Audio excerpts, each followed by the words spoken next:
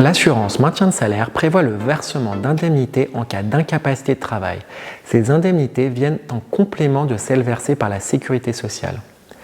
Si vous êtes salarié ou indépendant, la Sécurité sociale vous verse une indemnité correspondant à environ 50% de votre salaire, avec une limite de 52 € par jour pour les salariés et de 60 € par jour pour les indépendants. Ces indemnités sont versées après un délai d'attente de 3 jours. Les indemnités sont versées pendant un maximum de 360 jours sur une période glissante de 3 ans. Si vous êtes salarié, en plus de l'indemnisation de la Sécurité sociale, vous pouvez être protégé par la garantie maintien de salaire de votre entreprise. Mais tous les salariés ne sont pas couverts. Vérifiez donc si vous êtes couvert par votre entreprise et si vous ne l'êtes pas, envisagez de prendre une garantie individuelle. Si vous êtes indépendant, au contraire des salariés, vous n'êtes pas couvert par la prévoyance de votre entreprise.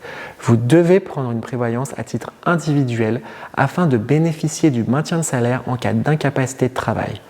Le montant de l'indemnité est généralement fixé au moment de l'adhésion. L'indemnité peut être forfaitaire, c'est-à-dire exprimée par un montant en euros qui est choisi par l'assuré au moment de la souscription. Elle peut aussi être indemnitaire, c'est-à-dire exprimée en pourcentage de votre salaire.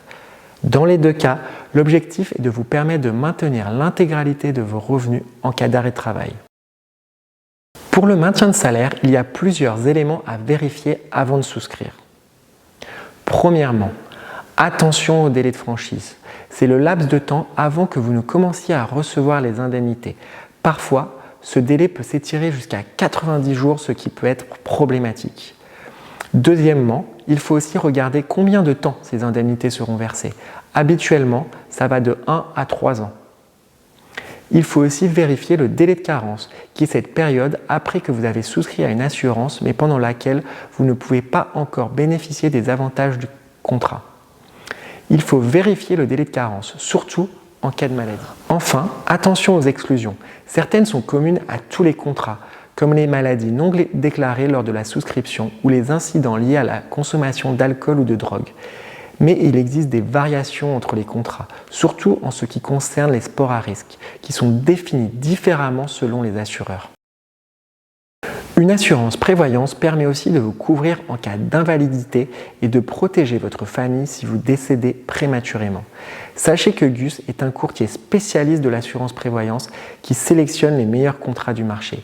N'hésitez pas à faire une demande de devis sur notre site.